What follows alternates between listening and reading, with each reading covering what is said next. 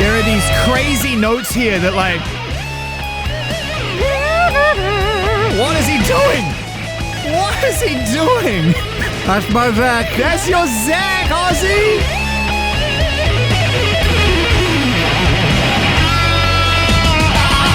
Oh my God, Ozzy! What do you make the Jeff Beck song and Eric Clapton? Oh, I think everybody on this album showed up.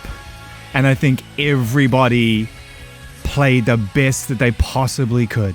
When Andrew said to me, Jeff Beck, I said, he would. You must have been freaking out because that's like your guy. That's like he's your hero, right? I mean, he's on a different level than me. I mean, Eric Clapton and Jeff Beck are like megastars, you know. And I said to Andrew, yeah, I don't think you want to play on my album. And they both did. This and humility. Sonny Iommi played on the album. He wrote a song. This is what I love so much about you, Ozzy, is look who's calling me. Can't leave you alone. Andy's. Should I put him through? Put him through. Hang on, I'm going to put you through, you rascal. Hang on a second. Hold up. There you go. Andy? Yeah, I'm here, baby. Yeah, you got Ozzy and Sharon. You got the love story in the flesh, the great love story in the flesh right in front of me here. Oh, my God. Mom and Dad. Yeah, hi, my darling. How are you? I'm good. I'm still in the Cotswolds. I've traded places with you guys. Oh, God, I can't believe I'm so So jealous. you're going to be super jet lagged by the 5th? No, I'll be ready to go. Okay. He's still the boss. He's just checking. Okay. He's making sure you're on your game, and as well he should, what? But you hear how easy he is to convince? I don't know, man. He may say okay, but I don't. But he doesn't look like his eyes are saying okay. He looks like. You better be there, mister. Hey, while I got you on the phone here, and we're just getting started, and I'm so thrilled. This is such a great moment. Congratulations to everybody here and everyone who's not here on making this album. Andrew pulled the string. Andrew was the guy that said, let's use this guy. And I was going, Andrew, you got out of your league here. And yeah. he pulled it off. You know, I was just saying how much I love Ozzy's humility, that even after this incredible life that continues, he still questions whether or not Jeff Beck's going to show up. I mean, can you just give us... so funny. Yeah, go on, mate. I mean, just to hear how he just introed that, you know, I don't know if I've even gotten the chance to say this to you, but it's not because of me, man. It's literally because of you. Yep. That's why everyone wants to be there. That's why I'm there. What are we going to use on the next one? We've used everybody. You know, Andy Watt's never been one to turn down a challenge. So if that's an really. official offer, then Sharon, get the paperwork ready. Let's get to work.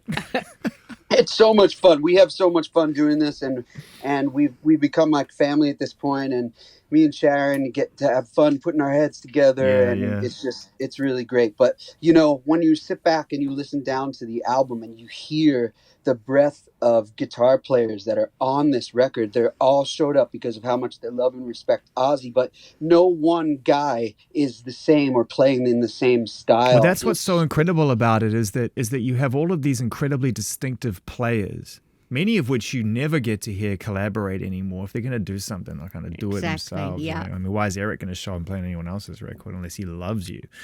And I haven't heard him play like that.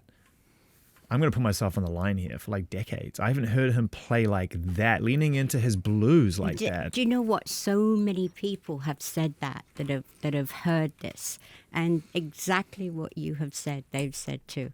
Yeah, it's the blues. It's Eric with the blues again, and we've seen him. Eric Clapton he's like, they call him God. Mm.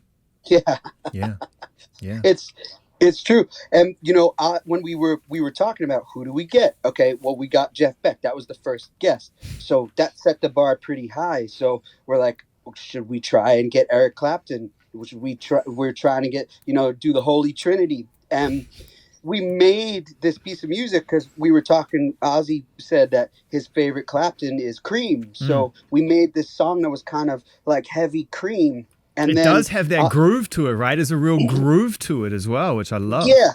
And Ozzy said he has to use a wah-wah. That's the thing that freaked me out. That freaked me out. As soon as Clapton broke out the wah-wah, I was like, oh, what is going on right now? This is the best part. Ozzy just checks in with me every day. Sometimes he's like, "Did the Clapton part come in?" Yeah. I'm like, "Nope." And he just writes "Wawa?" ? Like, like all the time. Like he just wants to know. Like, Wawa? "Hey Andrew, how are you doing this morning? Make sure Eric Clapton uses a Wawa." So I'm like, "Okay, Ozzy." I mean, like, you know what we're gonna do if he didn't have to use a Wawa, we're gonna feed the tape through the Wawa. Wawa? You were going to do it. we did. I set it up.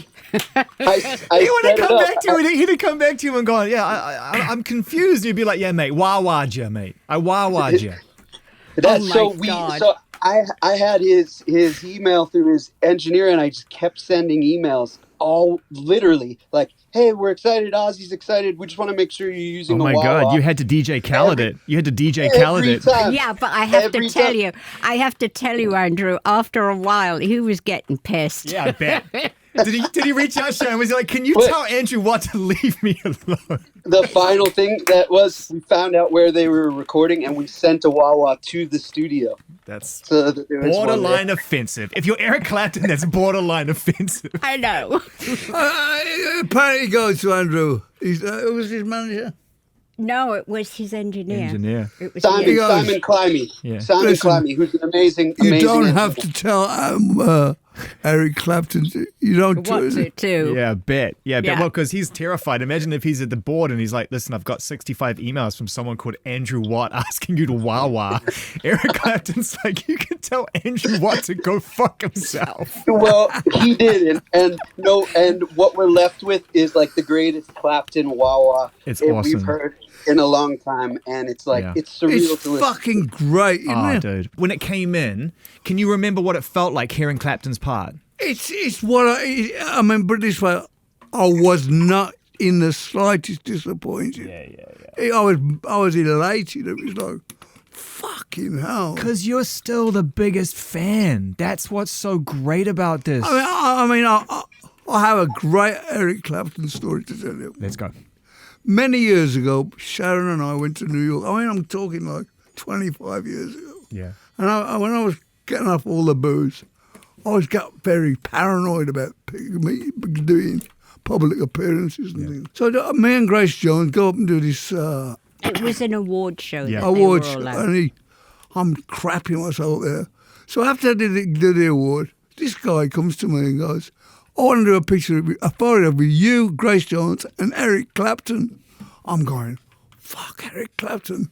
He's going to think I'm some kind of joke, you know." So we go, and the guy's going, "Do your monster Ozzy face?" And I'm going, No. Come on and get a photograph done and get the fuck out there. So he goes, the guy won't stop. And so I go, "Okay," and I do this face. I'd never seen the photograph in the magazine. I'm going to Sharon. He fucking pulled the photograph. He did. For 10 years, he was going off at Sharon. So I got to an AA meeting in the Valley. Yeah. And I look over my shoulder, and there's Eric Clapton. I'm going, fuck. He's found out where he's going to... I'm thinking, for 10 years, he's fucking thinking I'm a dick. So it's a paranoid. So at the end of the meeting, I fucking run to my car and drive off. 2 weeks later, I go back. He's there again. I'm going, fucking hell. And I got across the road to get in my car. And I just went to step off the curb, and he goes, "Ozzy," and I go, "Oh fuck, here we go." He goes, "Good to see you in the rooms. La la la. We have a great conversation." So I'm thinking, "Fuck, it's all right, you know." 2 weeks later, I go to a music stand, and there is the fucking photograph on the front of a magazine. I'm like, it's unbelievable. Do you think Ozzy's a bit paranoid? And this is what Just a tad, This is what I was going to say. I have to use this word. It's endearing to the level to which you acknowledge who you are versus how everyone else sees But you. I think No ego. No ego. I think anyone that can play an instrument is better than me, you know. I'm a singer. Yeah, well, Eric Clapton can definitely play guitar better than you. I think that's fair to say. Yeah. I mean, Oh, yeah. But you know what's really cool? Yeah. He's a style upon himself. And you know Eric Clapton when you hear him. Yeah. He didn't do all these fucking tricks and acrobats. He just plays. You know? Yeah, well, he's always been true to it. That was the beauty of Randy Rhoads. Randy Rhoads could do everything, but he would, in one solo, he'd go, Eric Clapton, all through the range of different guitar players, and he played as well as anything. Because he understood the love you have for music outside of the music that you made that everyone loved about you. And that's the thing I think we've really learned over the course of your life is how much of a fan of everything that you are, even though you're known for playing heavier music. And Randy recognized that. It's kind of the tag heavy metal. I've never got my head around that because they put me with a lot of these death metals. It's like if I want to do something, this album, for instance, is not very heavy. I'm sorry, what album? Are we listening to the same album? Because this album is heavy. I mean, heavy riffs kind of thing. Sure. But it's. I always used to say it's.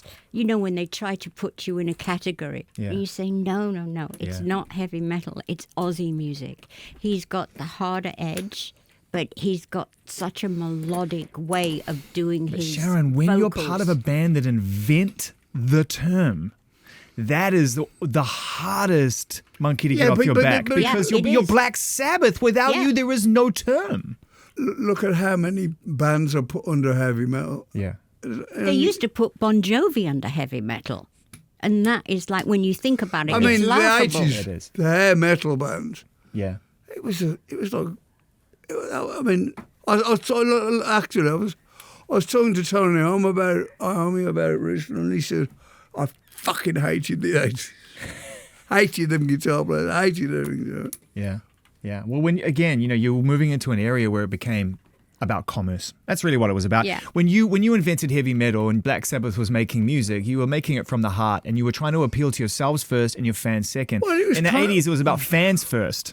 And also about the way you looked. There was nothing organic. Nothing came naturally. It was all contrived. Yeah. But Sharon, you, to me, have always been able to walk that fine line between drawing the authenticity out of whoever you're working with the obvious example being Ozzy, but also knowing how to press those buttons and reach more people.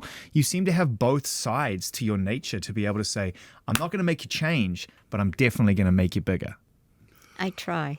Oh, Sharon, when she takes something on, she'll take it on 100,000%. Yeah. There's no half measures until somebody does a dirty trick on it, and then it's over. Yeah.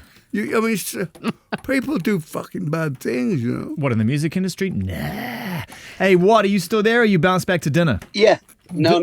I'm still here. I'm loving this conversation. I was keeping my mouth shut, but when you were talking about how to explain Ozzy to me, like when you think about it, just really quick in a quick sentence, the party answer is Evil Beatles. Evil Beatles is beautiful. That's a great title, Andrew. Keep that one. Yeah, it's strong. Well, you can we'll come up with the heaviest riff that we can, right? Like take a song like the first song on the album, it's called Immortal. Yeah. It's heavy as hell. It's based off, a minor progression that's dark and feels Ozzy. But the way Ozzy writes, he doesn't pay attention to major or minor. So he's singing this major melody over these dark chords, and all of a sudden you have this melodic sing-along song. No one else can do that. I agree. When you listen to other bands that we love, heavy bands that are in that genre that you talk about, heavy metal. Yeah. They're not melodic the way that Ozzy's melodic. Deftones do it in reverse. They make the heaviest shit out there, and then he comes out there, and he sings these beautiful minor, like awful, just vulnerable things, and you're like, I feel disconnected, but it's really working, Yeah. I wanted to ask you, Ozzy, that when it's time for you to record vocals and perform these songs, and you step into the booth because you sound unbelievable on this record. I mean, the vocal performances on this album are incredible. Well, I just do it from the heart. I'm my own worst critic, and I go down and do. I ain't good enough. I got to do it again. And he goes, "That's shit. It's fine." Yeah. Because and then when the album's done, and I'm always looking for the faults, But I'm a bit of a perfectionist when it comes to my phrasing. Yeah. You have never seen somebody double their voice the way that Ozzy does it. That's like, what I was gonna. I need to know how you do it because it is so flawless. He is the best of all time, and that comes from years of having to do it to tape. You know what I mean? Like, he gets the line, he closes it, he reads the lyric a few times, and he closes his eyes, and he goes for those takes from the heart, and your hairs rise on your arms. And then after you're like, it couldn't get any better than this, he goes, okay, now let me double it. And then you jump in the air, you're like, it's fucking Ozzy. You know what I mean? Like, it's just that sound. Like, that is the sound. This is what I'm going to try to get to, and please be generous with me as I form this question in my head, because it's complicated for me to try to express. When you are in that moment, Ozzy, when it's time to sing, not talk to me in the press or, deal with this meeting or that meeting or all the other stuff that happens either side of that, is that when you are at your most present? Is that when you are at most peaceful? I just do it, I've been doing it 54 years, and if I don't know what I'm doing now, I shouldn't be doing it. Yeah, but how do you get to the emotional place so readily? I don't know. I just turn onto Ozzy, and I just do it. I don't think about it. When I met Paul McCartney, I said to him, you know what I really loved about the Beatles? You always had the fucking best melodies. Yep. And they always had great melodies, and that's what I took from the Beatles. Because my father said to me, he said, I don't know much about this modern music, but if you haven't got a melody, you haven't got a song. Yeah. Some of these bands are around, which is okay, but if you start whistling the melody, what they do, you think you were mad. Yes, it's true. Sharon, the first time that you ever heard Ozzy sing, can you remember what you thought? Yeah, I can remember where it was. It was at the Marquee Club in London, in Soho, and it was absolutely packed in there. It was only a small club. The sweat was coming down the walls, and I'd been used to seeing all American bands that my dad used to bring over to promote, and I was shocked. And I'm like, what is this? And then after a couple of songs, you get the goosebumps, and, I can remember Ozzy really leaning over to the crowd, and he would, put his hands out to the crowd. And I hadn't seen anyone perform in that style before. So I was really like, whoa, what the fuck was that? Yeah, like everyone.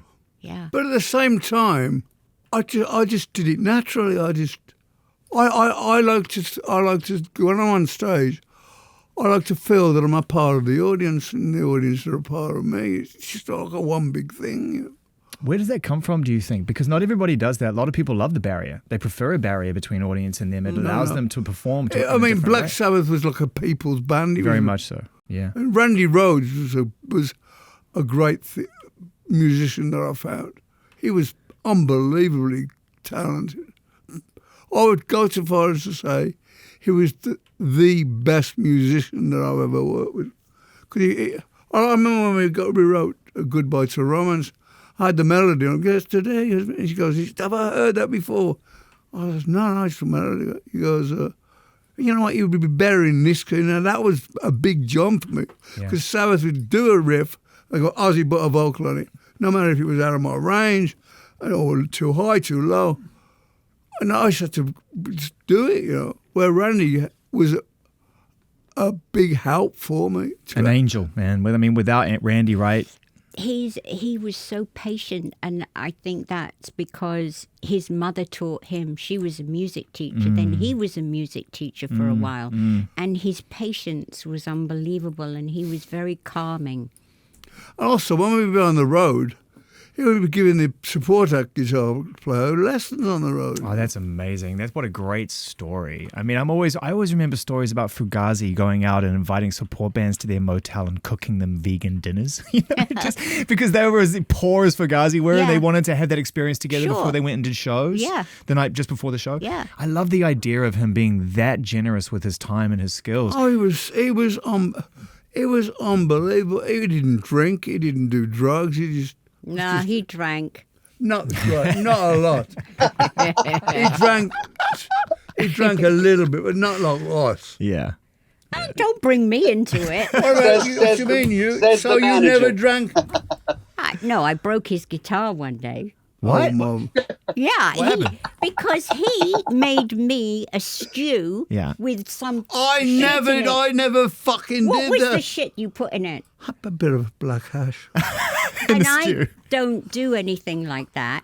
And I was eating this stew, and it sent me crazy. And then She gets it the made phone me on the wall. violent. She throws the phone at me, and it goes straight in her face and It was shit. sort of- Sitcom style. Yeah. And then Randy's guitar was there, and I picked it up and I slammed it against the wall, and all that was left was the neck. And it just made me go insane. And it was you that did it. Is it true? Are you willing to admit that now? Yeah. So Sharon, what was the excuse when you broke my guitar? Oh, Wait, behave. what? I did I was thinking about doing mushrooms. He's winding you up, Andrew. Do you know where you are? You're about 15 minutes away from Tony Iommi's house. Really? Yeah, that's where he lives. It's a beautiful Should I part go of the wake world. his ass up? It's a beautiful part of the world. I mean, if you're going to pick a place to go and chill right now, or in fact live, you could It's do worse than the beautiful. Cotswolds. It's Yeah. amazing. And I mean, I'm having a blast. I'm just sitting here. I'm like just listening to this stuff, and like as I hear Ozzy and Sharon talk, I gotta just say, like, you have no idea how much these two people have taught me, and like just like elaborate a little 'cause bit, Andy. I mean, let's share with the people, like, some of those. No, I'm those just things. saying, making heavy music is one thing, making rock music, loving rock music, but to make an Ozzy album, that's like there's a lot that goes with that, and as Ozzy has so beautifully explained, like there's nothing more important to him than his fans' happiness, and there's no one that understands what makes his fans happier than Sharon. So to get this album to the level of heaviness that it needed to be was work, and everyone stayed in it until the final stage. And the coolest thing that I learned so much on the last album, we were talking about heavy music, right? And he said, okay, Andrew, listen to Led Zeppelin right now. It's like, what's the loudest thing in the mix? So most people would say guitar, right? So I picked drums because I love John Bonham. I'm like, the drums. He's like, nope, try again. So I was like, guitar. He's like, nope, try again. He's like, the bass. The bass is what makes a band heavy. If you're going to mix this album heavy, lead with the bass. And so that's what we did on this album. The Beatles used to put the bass on the last thing they used to put on was the bass. That was the last thing they track. Yeah, they tracked the bass. I didn't know that. McCartney would put a guide on. Then when he was all done, he'd stick it, because he was the most melodic bass player ever. He's great. You listen to some of his playing, it's fucking incredible. Yeah, absolutely mind-blowing. That makes a lot of sense, actually. Because there is so much groove in this record. Yeah, it's heavy, and the guitars are on 11, and everyone's firing on all cylinders. You know how I described this album, Andy, Sharon, Ozzy? I was out there before you arrived, and we were listening to it, and the song ended, because all your songs have to end. They don't fade, they end. They're just like, and you know what I mean? It's just like, they end, you know what I'm saying? And so it ended, and I just turned to the team, I said, it doesn't get better than that. I was like, you're not going to find anyone who's going to make a better record than that. In that genre, that's it, it's done. Like, that is the sound of Ozzy with the surrounding players. You're all levitating in the lotus position at a point where energy is, you're able to just pull things that no one else can see and just make something that no one else is going to make. That's what it is. It's just the highest level. I think that it's between Andrew and Ozzy. They've managed to make the heaviest album that is so accessible to everyone because of the melody lines. Yeah. You don't have to like heavy music I was in the car to with enjoy this. I had my 16-year-old in the car yesterday, and I said, I'm going to listen to the Ozzy album again. We're driving back from school, and I'm like, I'm just listening to the Ozzy album again because it's like a lot. I want to take it in. We got to about track number 10, and he just could not stop talking about Nothing Feels Right, which is my favorite as well. And I said, it's pretty fucking good. And he was like, it's fucking exceptional. And he doesn't listen to heavy music, but he recognizes the quality of it. But that is the thing that they've managed to do with this. Yeah, man. Me and Andrew have developed to a shorthand. A great. Yeah. I mean, Andrew's the young guy, and he educates me what's going on now. Yeah. I don't look at the charts. But Andrew says, Billy, trust me. I don't fucking trust you. It's working. You know, if you're 15 minutes away from Tony, then it's time for us to talk Tony. Now, this is the longest lasting musical and creative relationship you've ever had in your life. This is the person who you continue to be. Well, there was a period of time where we were arch enemies, but then once since I've been laid up with his surgery, I had bad surgery. He's been so supportive to me. Yeah. He texts me all the time, and we text each other. And we just ended the Commonwealth Games. I was going to ask, how was that? It's really nice to have be friendly with someone. I used to intimidate the shit out of me. That, do you think, what was at the root of the distrust that went on, was the fact that you felt intimidated by him? Well, I mean, I just felt like this. I thought they were the musicians and I was the singer. Right. And I didn't have that much to say what went down, you know. Yeah. The only thing I did was try and put a melody line there. I couldn't do it because it was too out of my range, you know. But I couldn't understand what, you know, because I used to do album tracks and stage tracks, but it was tough for a while. Yeah. But at the end of the day, we'd been ripped off by the manager, then we tried to manage ourselves, and we couldn't manage ourselves. But we just folded in at the end. But Ozzy always says that leaving a band is like a divorce. It's just like getting divorced. Exactly. At first you're angry, you get really angry, and then as time goes on, you know, as they say, time heals everything. Time heals everything. And to see them, I mean, it wasn't just when Ozzy got ill, because they did so many tours before that together. But the tours, it was like stepping back for me. It was the same old thing, you know, and I thought, fuck. In terms of the dynamic? The way I felt. Yeah. Tony would say, it's not an Ozzy show, it's not your band.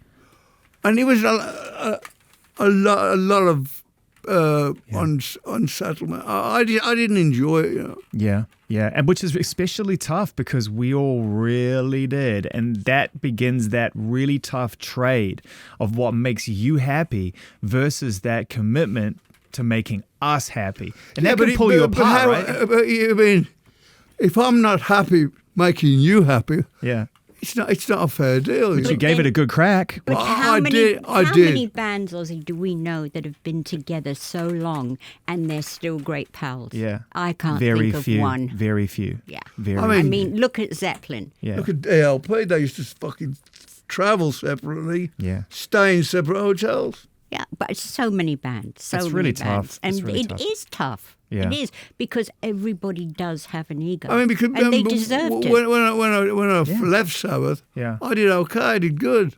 Yeah, so coming back to Sabbath, I would have thought that you would have come back and just enjoyed it for what it was. You know what I mean? Because you had this whole other life. I was a singer with Black Sabbath.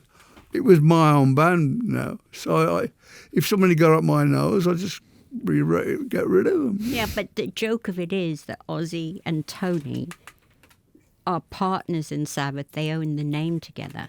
So they are business partners. Don't have any fucking ideas, Mr. O. Shut up, you. So fucking one-eyed, one-legged bass player, me, Tony. Zane, how crazy is it? Not now, what? Not now. This is just getting good. Not now. How crazy is it? How crazy is it to hear Ozzy say, "In Black Sabbath, I was just the singer"? Yeah, he puts it down. Yeah, but what I like is what he followed it up with, which was, you know, in my own world, I get to make the decisions, and I think that's kind of what you're alluding to some degree, that you're not that kid anymore in Black Sabbath. If I don't like a certain sound, I'll say I don't like that sound. But you couldn't say that to fucking them. Could you say it to them now? Fuck off. Could you say it to them? Could you say it to them when you were touring Reunion-wise? No. It was just that's when I said it was like reverting back. Yeah. You know, I mean, there was a time when Tony went off at me about, because I do Paranomy, see hands, and get the crowd going. But it was just it was like you have a relationship. And you go back to it, it's like you just taking off, starting the same again. Yeah, picking up where you left off. Yeah. Yeah. And then you get to come back and you get to sit in the studio with Andrew Watt and players like Chad Smith and Rob, who just... Robert. I mean, Robert is like, this is the thing I love about the two of you and you know, your family, your children and everything else is that you have family that is nurtured, that is blood, and you have chosen family, but there's not a huge line between them. I feel like you really do have an extended family. Robert is... Of all the players that I've been with in my life, I say to them when they come on, look, if you get a job offer that you want to take, that's okay. But don't just leave a fucking note in the middle of a tour. Give me time to replace them. Rob, when he joined Metallica, he came. He said, "I said, you must be fucking Joe. Of course you gotta go." And we left on really good terms. And Robbie's a very, beside working for me and all these other bands, he's a family friend. He is, his kids, his wife. And to see, like, for me, when he was in suicidal tendencies, yeah. Because I'd known them for so long, he used to come up to the office and sometimes Ozzy's stage clothes would be in the office. And he would be walking around in one of Ozzy's big coats, trying them on, and just like a little kid. Yeah. And you see him now, you know, this Talking great about man. kids, his son is a bass. Amazing. Beast. Isn't he great? Absolute beast. The apple does not fall far from the tree there. And he plays for Suicidal. He does, yeah, and it's beautiful. Does? Yeah, he Yes. does. It's beautiful. Yeah. It's beautiful. I mean, it must have been a big thing for him. I mean, obviously, it's funny when people talk about Rob and Metallica. It's like this duh moment. Of course, duh. You know, you're Metallica. I don't think it would have been. In fact, I spoke to him around that time when he just joined the band. It wasn't an easy choice for him. No. It wasn't. Because of the bond that we had. Yeah, and but I've known him so long. But Rob's such a sweet man. He's such a lovely man. Yeah, yeah.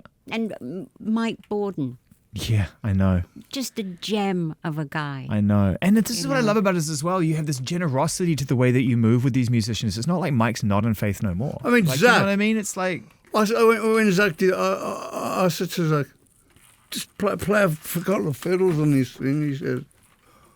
He says, I said, thank you so much for doing this. He goes, I'll always have your back, Ozzy. He's really... Well, Ozzy's the godfather to his To son. Zakk's son. Yeah, and That's just beautiful. it's and His again, family, we've known she's- him since he was 18. He's 50 plus now. So nothing. He's the compares longest to player time, I've ever worked with. Wow. other than Tony. Other than Tony. I've worked with But Tony for 10 consistency. years. Yeah, that's Oh, right. I yeah? get it. Yeah, you're right. And you're right. You're correcting me. When I say the longest lasting creative relationship, technically it is Tony, but actually in reality, it's Zakk. Yeah. Absolutely. It's Zakk. Yeah. So let's talk about Zakk, because his playing always deserves some chat time. He's just you know what I take from Zakk when I hear him play?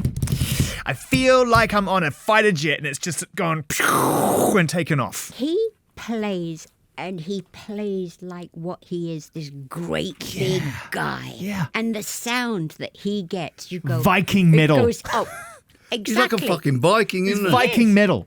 He did an interview for this album, and he sat through the whole interview with his big beard and fucking horns on.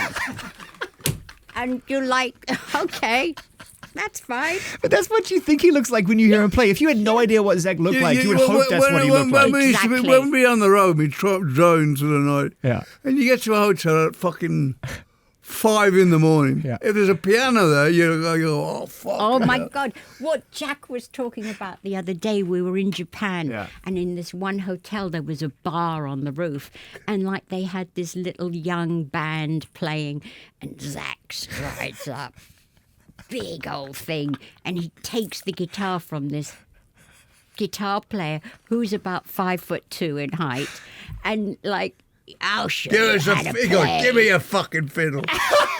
And then he starts, and then he goes to the piano, and you're like dying in your seat. I'm in a place called the Roundhouse one time. Yeah, in London. London, and I'm looking at the fucking stage. Suddenly, behind me, the crowd separates, and that wheel, a fucking grand piano with Zakk singing on it, push it through the crowd. I'm like, what the fuck is he doing? Hey, Andrew, are you still there, mate? He's gone. How dare you, Andrew? Fucking hate that guy anyway. Really? I fucking hate that guy. He's so overrated, Andrew Watt. What a special kid that guy is. Now he's gone. We can talk about him in genuine terms because he was kind to you. What a special kid. I can't describe him because I go, fucking hell, I didn't think that was going to work. No, I always say I've got bloody underwear older than him. It's true. Know, and it's like... I know that. Shut up. Stinks. Love's great story unfolding right before our very eyes. You romantic fool. You big old romantic. Listen, I've been married nearly 23 years, so if anyone gets that gag, I do. But actually, I wanted to talk to you about this because your story together is so remarkable. Individually, what you've achieved with your lives, just purely from the construct of value and success we all apply to each other, right? Like success on this, success on that, whatever. The great success is your marriage, is it not? It has to be. Yeah. Well, it's like there's times when she's getting fed up with me, and there's times when I'm getting fed up. Of course, that's marriage. When you see these people who go, we've been married 30 years and we've never had an argument. I don't buy it. I mean, they must be living on different fucking planets. I just don't buy it. I just think some people like to keep their shit private, and that's their disclaimer. That's fine. Then when the divorce happens, yeah, you know why? Work commitments pulled us apart. All of that. Yeah. And give us privacy, please. So, did you ever establish honesty rules at the beginning of your marriage that no matter what happens, we will spare each other the unnecessary pain of not being ourselves? I was myself too much. Right, but she's still here. I overdosed on myself. Yeah. I think because I mean, I I've been believe so you used only to have dealing with this with other people, being in the industry, that it just was like, and you can handle it. yeah. Yeah. So and it's worth it. Yeah. If you love someone, you love someone unconditionally, and it has to be unconditionally. I think you only have one really true love in your life. Ozzy. Boom. I agree. Because, I mean, people die and people get married. But it's never... I mean, I was married before. And looking back, I thought love was sex. When I was 21, it was like sex. But it's not. It's like... I mean, Sharon's my heart and soul. I would not be alive. It's funny. I was talking to my makeup artist this morning, and I said, how lucky I am to have what I have. I wouldn't know if it wasn't for Sharon, I would be dead long ago. I wouldn't have lasted. And me too. Well, you died of fucking over shopping. Yeah, he saved me and I saved him. You got to make each other laugh. You got to be, you know what I mean? You got to be able to sit privately in a room and rip the shit out of everybody that's walking this earth and know you're safe to do it. Yeah, and Ozzy, nobody makes me laugh like Ozzy does. When he's on, he's a funny fuck. Oh, yeah. And he's got the best laugh in the biz. He's the only man who can laugh without making a sound, and it's better than anybody else making a sound. That's what I think. But, it's just, you roll with it. You get up and you do it again. The thing about it is, if you go, I can't take this anymore, I'm getting divorced. Who's to say, you're not going to marry someone who it's worse? Yeah. No, listen, I've said this to someone the other day because I was having a problem, and I said, look, everyone's entitled to a fresh start. Everyone's entitled to a new horizon. You do whatever you think you got to do in the moment. Just understand you're living with that consequence. Now, if there's a part of you that thinks that there's some work to be done, I recommend you do the work and then make that decision. Because the work, it does get better every time. That deeper you go. Our kids are having... my first marriage, I kind of divorced my kids as well. And because you start again, and when I had to let go of the kids, it really broke my heart because I genuinely did love them kids. I still do, but it got a bit strained because I married another woman, and their mum got the kids got caught in the thrash. And so with this marriage, I didn't want that to happen, and so we tried to work it. Well, I worked it, try to work my way through the problem. So what is, if I may ask you the question, which I don't know if anyone's ever really had the balls to ask, I'm going to ask you, what is the secret from your perspective to a long-lasting marriage and a union that lasts through the challenges that you've been through together? What is the secret? Don't let your mistress find out. He's an arsehole, isn't he? All right, Brummy. All right, Brummy. All right, look, he goes and spends 2 days in Birmingham doing the Commonwealth Games, and he goes right back. Right back. What about you? What's the secret? Let's get one joke answer and one genuine one. It's acceptance. And you have to compromise. If you can't compromise, then you're in trouble. Which is so funny because your reputation to anyone who doesn't know you but thinks they know you is that compromise is not big on your list of things to do. No, but Sharon goes, a protector. I protect people, and I protect him over everyone else. And there's no compromise for that. No compromise. Yeah. I mean, Andrew knows. Andrew and I have argued like you wouldn't believe. Yeah. And he'll give it right back? Oh, God, he's a stubborn little shit. He's like, I'm not coming back until you apologise. And I'm like, can't do it. And then, of course, I apologise, and he's back. We have these little feuds. I'm not talking to you until you apologise. I go to the studio one day, and he goes, "What's up with your wife?" I go, whoa. Well, Dad, you've got to talk to Mum. But it also makes you closer.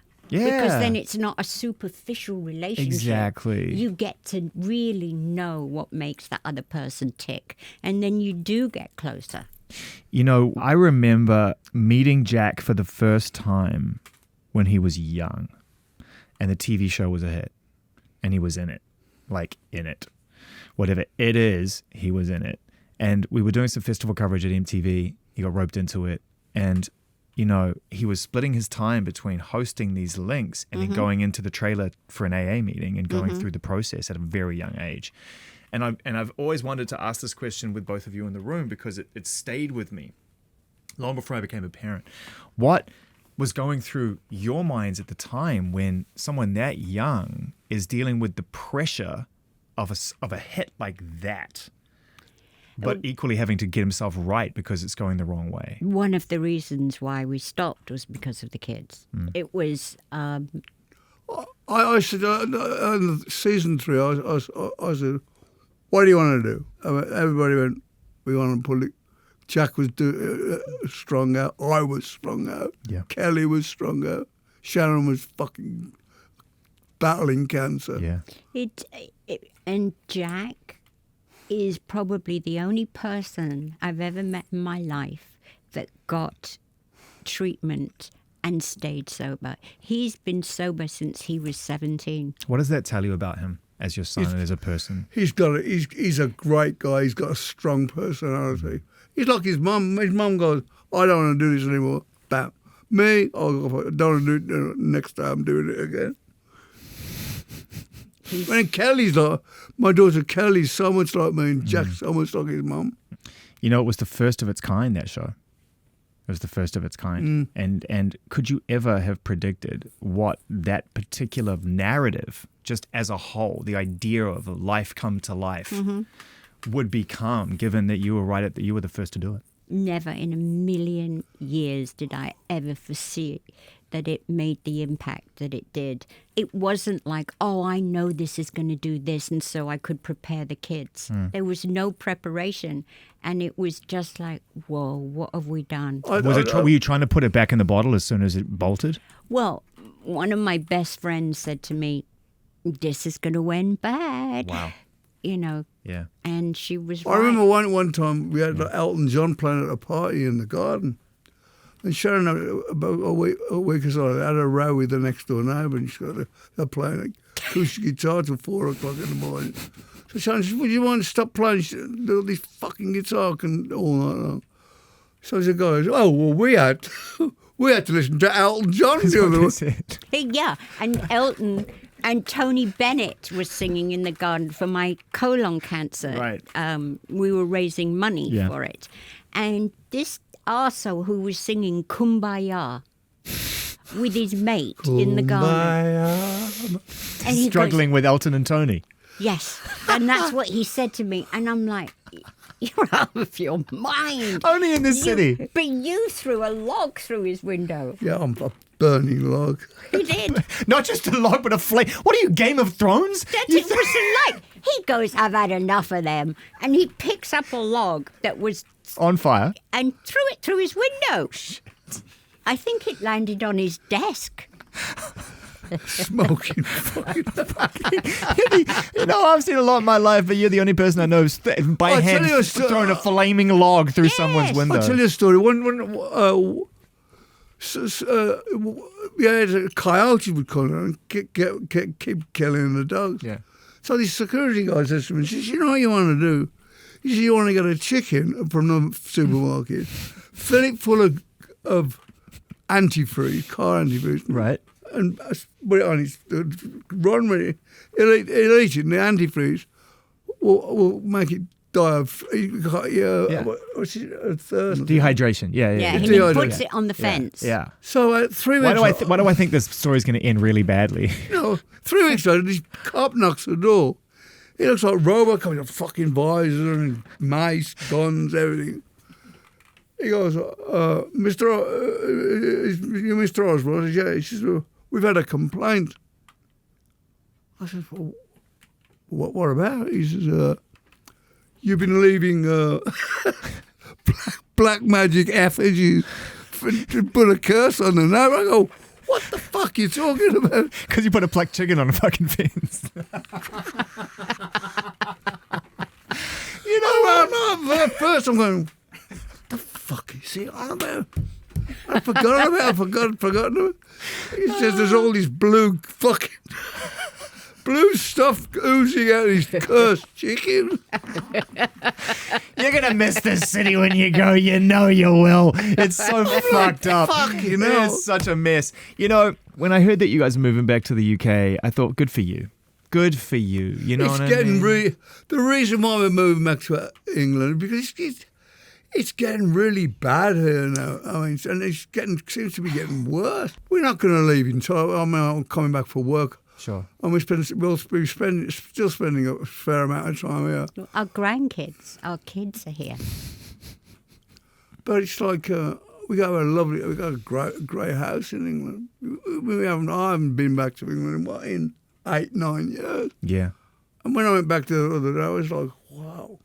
But one thing I did, when we went back to the Commonwealth Gaming, there's no air conditioning does not exist. They're not built for the summer, and I hate to break it to you, climate change is coming for everybody, and so it's not. It ain't like England's ready for that. I said to Sharon, air conditioning in the house. What we doing now? Yeah, smart. Is that the place of most peace when you look back on where your children are in their lives right now, where the family unit is right now, and you recognize that through all of this, at the moment, everybody is. Either with child or of child, families. You see what this phase of your life is. Does that bring you peace? It's never 100% peace because you never know what's going to. Something, the most unexpected things can happen and does happen. Yeah. I mean, Sharon, I just get on with my life. Sharon goes, she's on something or he's on something. I never look at him like that. Yeah. But my Kelly gave us a run for our money. But I never give up. But you know what's really interesting is she said something in an interview that I saw relatively recently where she was talking a little bit about how the family is adapting to Parkinson's and the things that you've been going on within your health. And she said something that made me realize, like, she gets it, right? She totally gets what the transition of life. Mm-hmm. She said that we now have to be buoyant and be supportive and concerned for Dad. It's like role reversal. It is. So she acknowledged that you had to do that for her for so long. Kelly has spent, you know what, where people say about therapy, Kelly's been in therapy a long time to get herself together. Good for her. And it's unbelievable. I'm a fan, by the way, of therapy, so I'm with that. So the way she's a woman. And she knows her own mind. She knows what she wants. She's not a people pleaser anymore. That's therapy. Oh, when the Osbournes were on, I was getting these fucking bills from the Beverly Hills Hotel for like $35,000 every I'm sorry, what? What? And so I go, what the fuck is this, you know? So I go to the Beverly Hills. I said, there's some mistake. I got $35,000 in 3 months. She said, oh, Kelly brings all her school friends home and says, fills the coffee shop up and buys them all fucking dinners on your account. Yeah, Sharon's like, you know, I never thought I'd say this, but I wish you would just wreck my home and not cost me $35,000 at the PHH. I mean, I said, what the fuck they eating? Yeah. Show whatever they want. Whatever they want. And that's the trick, right? That's the trick. And it is a total success story that as a family, you've been through not only the price of success, $35,000 a night, but also in such a public eye, in such a public space, and yet the kids are still here. Yeah. Families first. If your family needs something, I mean, as fucked up as I am, if my family needed me to do something for the family, I wouldn't think twice. Was that the thing that ultimately got you sober every time? Was it your family needed you? Because no, I got sober for you. For me. Yeah.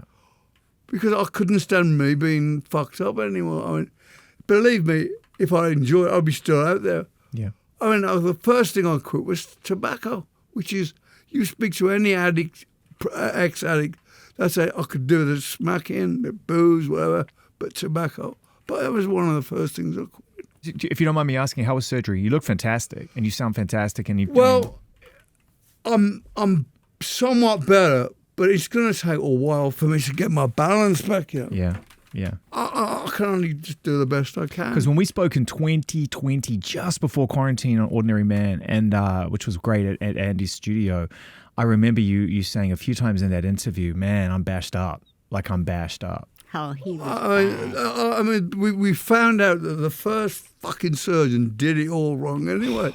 So when I was having physical therapy and I had to sit my head, it was ripping muscle in with these things I had stuck in my neck. Just he overcompensating. put plates. Yeah, he went in and did a really excessive operation that he didn't need.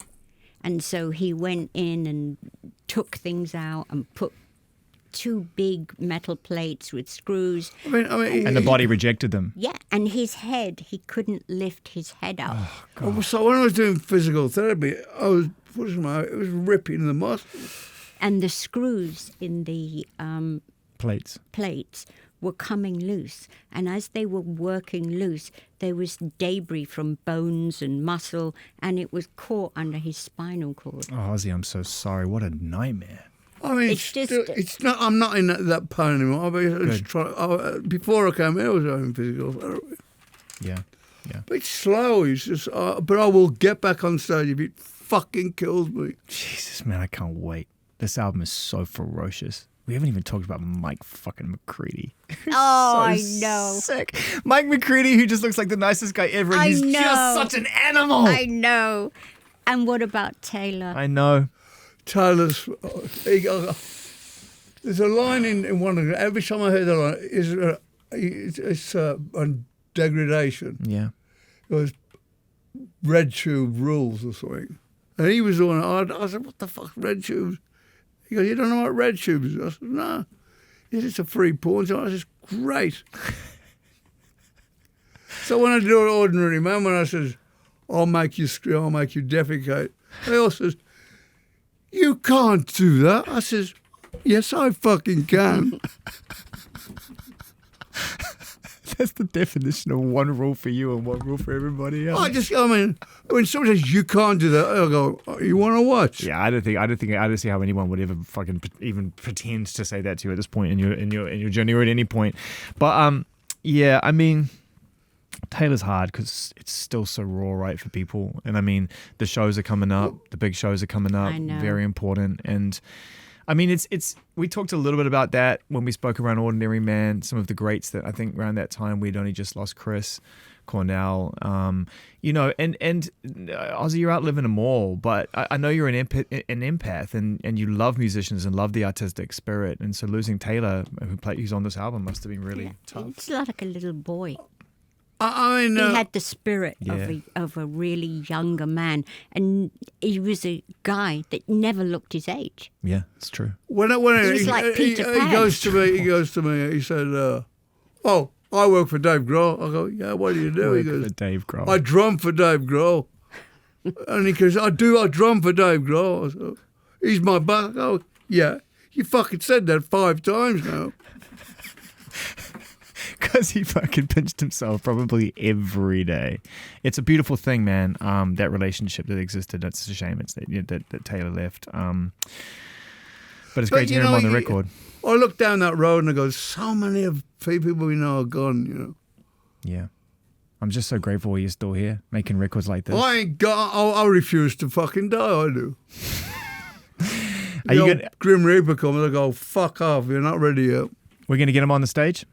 Yeah, definitely. I just want to hear as much of this music and as much of Ordinary Man fit into what you've already created, which is so wonderful. And I'll wait for that moment. It's different to what I used to do. It's different music, but I don't. It's like it's kind of at first I'm like, is it too melodic? Is it too accessible? No. Are people to get me? Because I'm always like, my thing is, none of us in this game have gone, okay, I've had a fucking great run.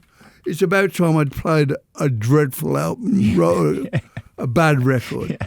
But sometimes it did, you know. It's like when I said to Sharon, fucking AC/DC Back in Black sold 30, it was the second biggest selling album ever. And Sharon says, you don't very often get 2 of them. Yeah. You know, in an artist's career, yeah. You know, and I always used to say to Ozzy, the bigger you get, there's only one way to go, and that's down. When Davey Bowie was Ziggy Stardust, yeah, he switched from to a disco thing. But I thought about it, I think, because that Ziggy Stardust thing was months big. Yeah. And he knew he had to... He had to kill it. Yeah. He had to. And I actually was just going to say that I think the only solution to a life where you are existing to hold on to something you have no control over, because guess what? I'm a music fan, and if I don't like your music, you can't force me to. So guess what? It's going to happen at some point because you can't control the world. The only thing you can do is just follow your gut. That's what I do. I mean, and you can't stay in there's bubble. 2 tracks. Terrible idea. There's 2 tracks that I want to redo again, which never made this album. Right. There's 2 extra tracks because I didn't think they were of the standard. But, you know, we'll see what we can do with them later. Dark Side Blues. You know, to me, that's about as close to going home. Weirdly, that's what I felt about it as anything I've ever heard you make. That was a melody that I was singing. I was going, I left my heart in heart. Jack says to me one day, he says, how many fucking more times are you going to sing that one line? You write the thing and fucking go. I was singing it for about 2 or 3 years, and he was going, what the fuck are you doing? You're driving me nuts. I left my heart. So you did it. Yeah. What I love about it is that it's a beautiful, poignant way for the album to end because I think so. Because what it says to me is at some point, no matter where you find yourself in 30 years, sitting on a deck somewhere in the Cotswolds, wherever you want to live, you'll still be fucking humming those tunes and making those tunes. Like, I see a blues album. I see a genuine, you could totally fucking kill a blues album. How long have I been? Sharon has been saying that for me. I'm on your team. Blues album. For so long. In fact, we went years ago and we had a meeting with Don Was because I said he could do a great album. We could do a blues album. We're trying to help me. Yeah. Because we with Sabbath started up doing blues. Yeah. Yeah, I think you bring it home. If you listen to we didn't just go heavy metal. We progressed. And there's a lot of jazz in with Sabbath as well. Yeah, for sure. I would love to hear it. I want to thank you personally for being so generous with your time today. And thanks to Andy for showing up as well, breaking out of his fancy fucking wine dinner. So we can, you know what I mean? Out in the Cotswolds, like whatever they call a pub in the Cotswolds, which is very much not like a pub. Exactly. And I just want to say thanks for making such a blistering, amazing, inspired body of work here with your friends.